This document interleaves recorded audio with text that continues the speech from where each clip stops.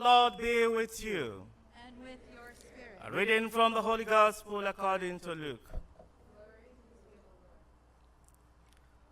There was a scholar of the law who stood up to test him and said, "Teacher, what must I do to inherit eternal life?"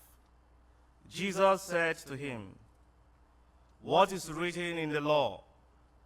How do you read it?"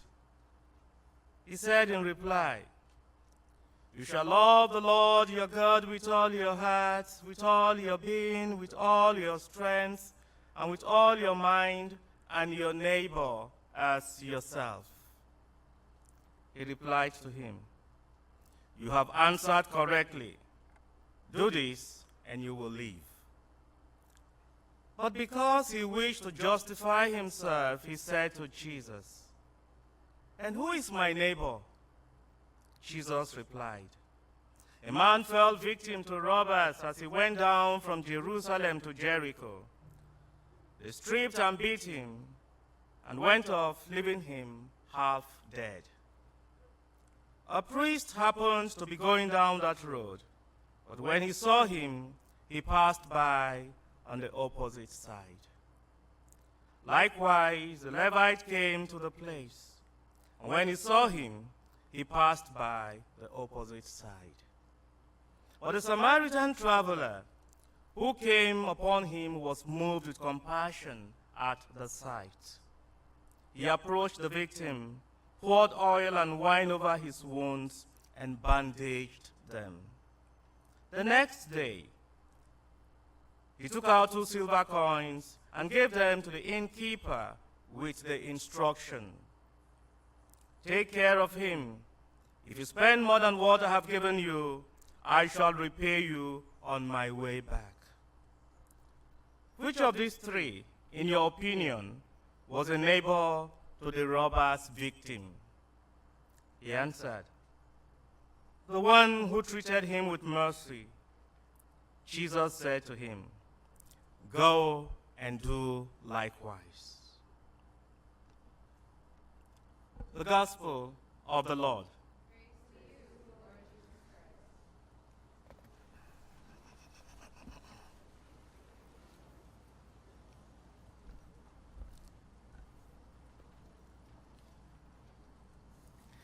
Children of God, I have good news for you. Jesus loves you all. Yay! For this 50% or 75% of those of you who are meeting me for the first time, I am originally from Nigeria. And each time I read this gospel passage, I just can't help but believe that Jesus was certainly from Nigeria.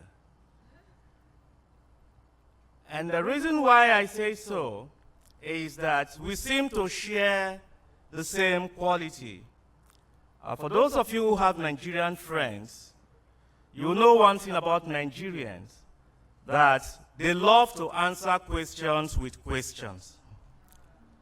So when you ask a Nigerian a question, don't expect an answer. The answer will be a question. An American heard this, and he decided to fly to Nigeria to find out if it is true. And when the American arrived in Nigeria, he went to the first Nigerian he met, and he asked him, "Is it true that Nigerians love to answer questions with questions?" And the man said, "Who told you?" And the American said, "Thank you, I got my answer."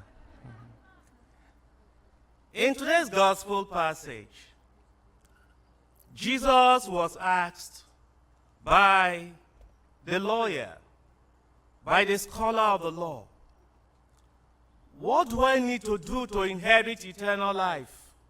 One question. But Jesus answered with multiple questions. Jesus asked him, "What is written in the law?" Are you not a lawyer? How do you read it? And then, the next time he asked, who is my neighbor? Simple question. Instead of Jesus telling him who the neighbor was, Jesus went on to give a long story.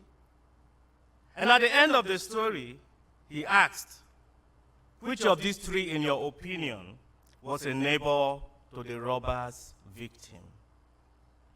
And today we have chosen this gospel passage, and we have chosen the theme for this Mass to remind ourselves that we want to be the true neighbor. We want to be like the Good Samaritan, who was the true neighbor to the robber's victim. The lawyer who came did not really come to ask because he wanted to grow. He came to ask to prove a point. He reminds me of some students. I am sure we don't have such students here, but we have them in other schools, including the school I went through. Students who ask so many questions in class, not because they really need an answer, but just because they want to prove a point. They ask a question, before the teacher is done with the explanation, they are thinking of the next question. So they're not even getting the explanation. They just want to prove a point. So that was the kind of person the lawyer was. He first asked, what do I do to enter eternal life? He got his answer. Instead of going with that, because he wanted to find fault with Jesus, just like some students would like to do with their teachers, he went on to ask him, who is my neighbor? But Jesus was too smart for him. And now for us, it is our desire, our commitment to become good neighbors. But sometimes we face obstacles. And what are the obstacles? There are so many of them, but from these readings, we can pay attention to two possible obstacles. The priest, the Levite, they were not the good neighbors, unfortunately. The priest and the Levite, they saw the man, and they looked the opposite direction.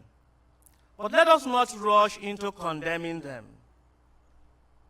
They were not bad people. They did not act as good neighbors because they were good people, because they were holy people, because they were rule followers. The priest was going to the temple to offer sacrifice. And as part of the rules, he had to go as pure as possible. He had to go as holy as possible. And if a priest happens to touch a corpse, if the priest happens to touch a dead body, the priest will be unqualified to offer sacrifice. If the priest happens to touch the blood of a human being dying before going for the sacrifice, he will be disqualified. And so he wanted to be as pure as possible. The Levite probably was going to the temple to assist, maybe as an altar server, as a catechist, or as an extraordinary minister. And he also wanted to be as pure as possible. He wanted to keep away from trouble.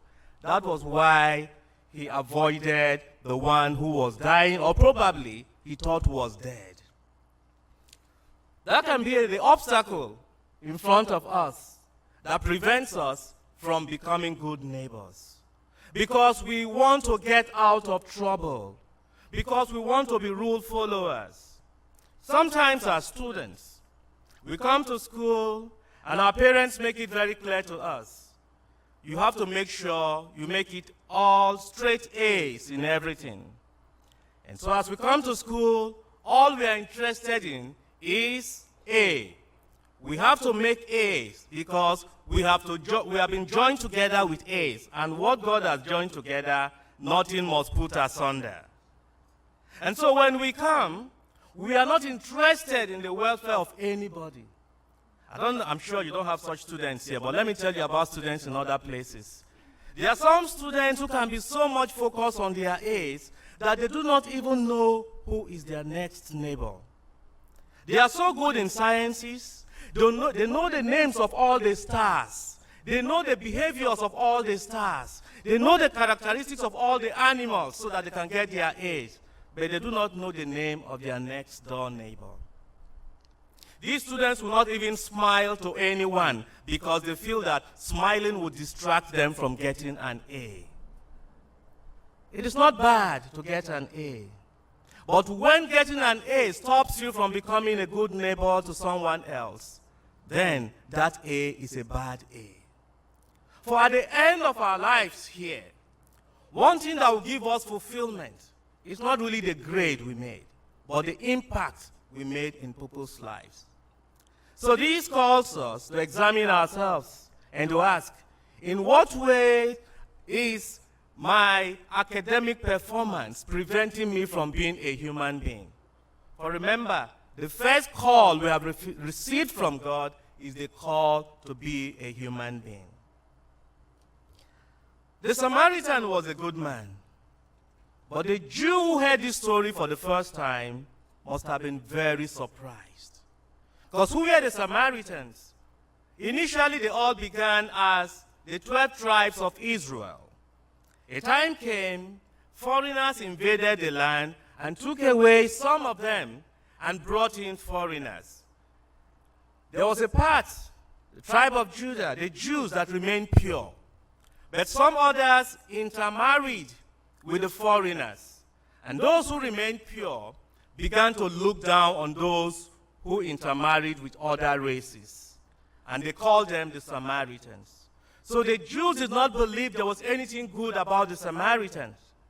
And now Jesus tells a story where the good person is the Samaritan. From this, we see an obstacle to our becoming neighbors to others. It is the unnecessary lines we draw between people. We look at somebody. Instead of seeing a human being and an image of God, we begin to ask questions such as, is that person male or female? Is that person black or white? How does the person talk? What is the accent like? What kind of school did the person go to? How does the person worship God? And with that, we place people in boxes. But life continues to teach us that human beings cannot be placed in any box. Look at here. Probably a Jew was the one beaten down. Two Jews, a priest and a Levite, saw him, they abandoned him. But the one that was looked down on became the only one who proved himself a neighbor. As we form segregations, life continues to teach us. Sometimes you discover the one who will save you tomorrow may not be your fellow Catholic. The one to save you tomorrow may not even be of the same race with you.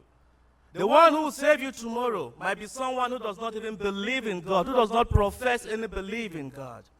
And that is why we must let down our guards. We must break down the walls and build bridges, because God can reach out to us through anybody. And God also wants to reach out to others through us. As a priest, I have my experiences. There have been times where I felt safer in the presence of Catholics. And guess what? Those Catholics snubbed me. And I looked around and I found non-Catholics, Muslims, who came to me to behave more as a neighbor than Catholics. I shared with you some time ago, even when I was in the seminary. Before my final year, I kept praying to God on a serious note for two of my teachers who were priests to be transferred before I got to the final year. One of them, because I didn't like the way he was preaching. His preaching would usually put us to sleep. And then he was also a teacher of preaching. So I prayed for him to be out before I got to that final year. The second one would never answer my greeting for whatever reason. I would greet and would never answer. Before my final year, it's a long story, but to cut it short, I was unjustly accused of what I was innocent of. And guess the only two saviors I had? There were these two people, these two priests who stood their ground that they must dig to the root of it until I was found innocent. But I prayed to God to get them out of my way before I got to the final year. Yet, they were the ones that saved me. That one you look down on may be your only savior tomorrow. The one in the class you think is the dull one, tomorrow may become your employer. So, we must bring down all the walls and build all possible bridges so that we can all be one in God as He has intended it. I pray for you as I pray for myself on this day, that God may grant us the grace to become channels of His blessings to all those we come across. And may God also bring us across those here we will use as channels of His blessings to us until we come to our heavenly inheritance through Christ our Lord. Amen. Children of God, I have good news for you. Jesus loves you all. Yeah.